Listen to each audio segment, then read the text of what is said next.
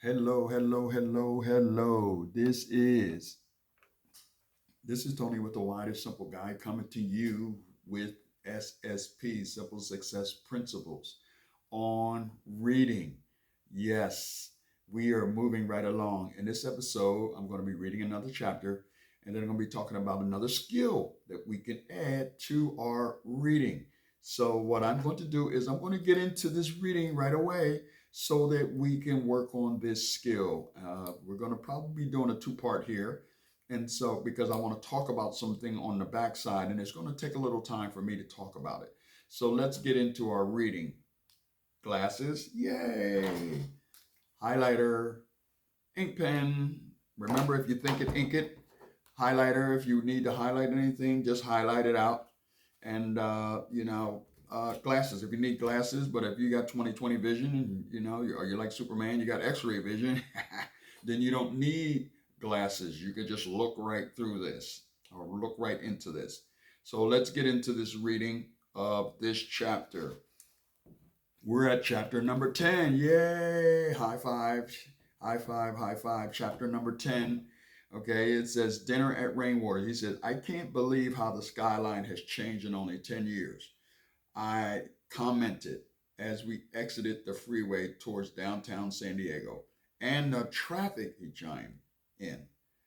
We pulled up to valet parking at Rainwater's on Kettner, a well-known restaurant near the Gaslamp districts, which I had always wanted to visit, but had never had the opportunity or the means.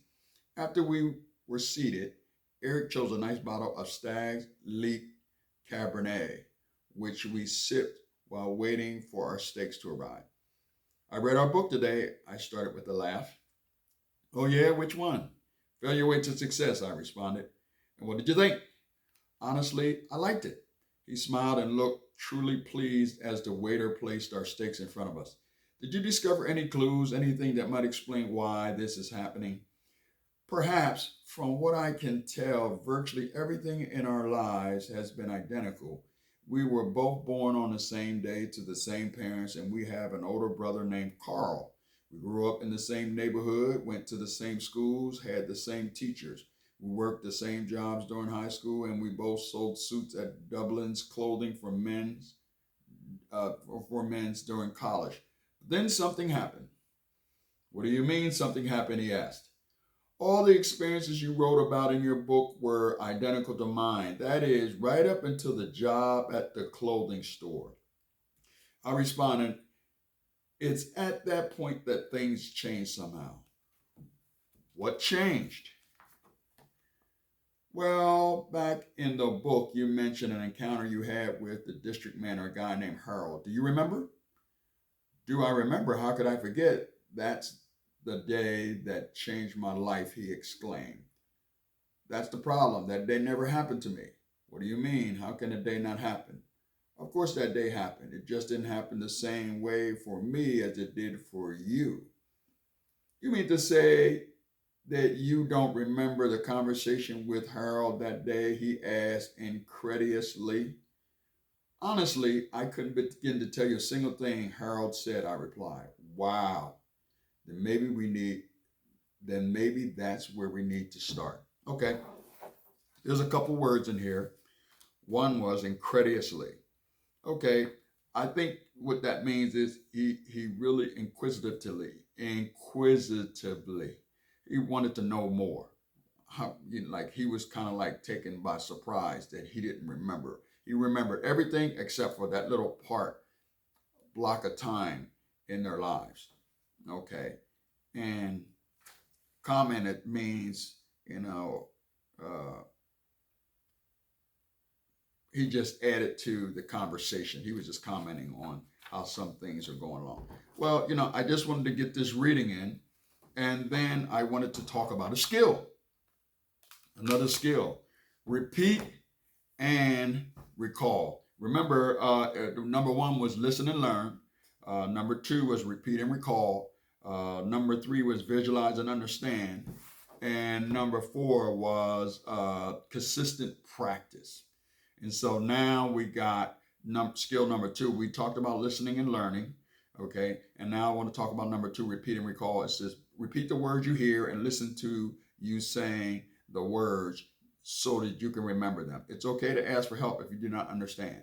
So, what I would like for you to do is, as you're reading or as you get words, repeat the words that you hear. I was watching TV. I don't watch a lot of TV, but I had a great idea. I get ideas from watching TV. And one of the game shows, Wheel of Fortune, where you spin the wheel and then letters come up and then you make phrases and stuff like that. I'm going to say that is a good, not for the game show itself, but for reading, because it gives you phrases, it gives you clues, it gives you all kinds of different things, and it gives you letters. It says, hey, I like to have an A, I like to have an I like to have a T, give me a P, and those type of things. So and unfortunately, the gentleman Pat Sajak is going to be no longer doing Wheel of Fortune, but they're going to keep it on. They're going to be doing reruns. So what I want you to do, or you can YouTube them, Google it and watch the future the programs that were already passed. And what it's going to do is it's going to help you with your reading, because it's little short phrases. It's not so that you can win the game. It's so that it's another tool that I feel as though you can use to help you with reading. And like building a house, when you have the proper tools, then you're able to build a house the way the house is supposed to be built. But let's all understand, guess what the first part of building a house is? The foundation. Okay, the house has to have a foundation. Without the foundation, the walls and the roof don't matter. Doesn't mean nothing. You cannot build a house with the roof first and then build the foundation later. No, you have to build the foundation first, and the foundation has to be solid. This is what I'm talking about when it comes to reading. I want the foundation, your foundation, when it comes to reading, to be solid. I'm not asking you, and our goal is not for you to be a scholar. Our goal is for me to teach you how to read effectively. And when you are able to read effectively, you will be able to communicate effectively. And so that's what my goal is. That's what I want to do for you, and continue to have you work on these skills. And we're going to talk about practicing. Perfect practice. It says practice make perfect. Practice makes perfect. But it's perfect practice makes perfect. Okay, so you keep practicing and practicing until it becomes second nature. And that's my heart, that's my goal for you, is for this to be second nature. Okay, so with that being said, I read this chapter to you, and I'm just reading this to let you know that it can be done. I'm reading this to let you know where I was when I first started on this reading journey years ago to where I am now. I got started and I didn't quit. Everything in the middle will happen in between. And so that's what I want for you. This is TonY with the Why, the Simple Guy. I think big, but I keep things simple. And so that's what I want to do for you. I want you to think big, but I also want you to keep it simple. KISS, keep it short and simple. I know they use another acronym for that, but I don't use that acronym. I'm optimistic.